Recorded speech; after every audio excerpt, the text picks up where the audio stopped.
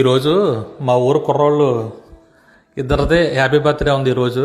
So happy birthday నిమిత్తం వాళ్ళ ఊళ్ళో లేరు నువ్వు, వాళ్ళ కుర్రోళ్ళు ఉంటారు కదా ఫ్రెండ్స్, వీళ్ళందరూ ఏం చేశారంటే ఒక పాలకొల్లో మానసిక వికలాంగుల పాఠశాల ఏదో ఉందంట, దానికి భోజనం పెట్టించారనమాట. అందులో ఈ కుర్రోళ్ళు అందరూ ఎందుకంటే ఆ ఆలోచన వచ్చింది చూసారు ఆ కుర్రోళ్ళకి, దాన్ని మెచ్చుకోవాలన్నమాట. అందుకని నేను రీల్ చేస్తాను ఇప్పుడు. ఏంటంటే పుట్టినరోజులు అయితే ఏదో మనం తినేసాం, మన పిల్లలకి 500 ఇచ్చేసాం, 1000 ఇచ్చాం, పిల్లల పార్టీ చేసుకోమని చెప్పాను.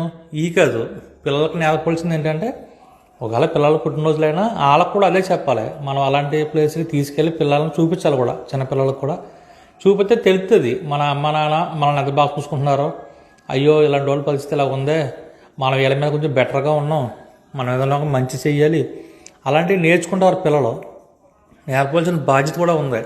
ఇప్పుడు ఇలా చిన్నపిల్లలు కాదు, నేను చెప్పిన వాళ్ళు పెద్దోళ్ళే, కాకపోతే అయినా వాళ్ళ ఆలోచన అనమాట అది, అలా ఉండాలి అంతే తప్ప తాగి తందనాలు ఆడేవాని కాదు.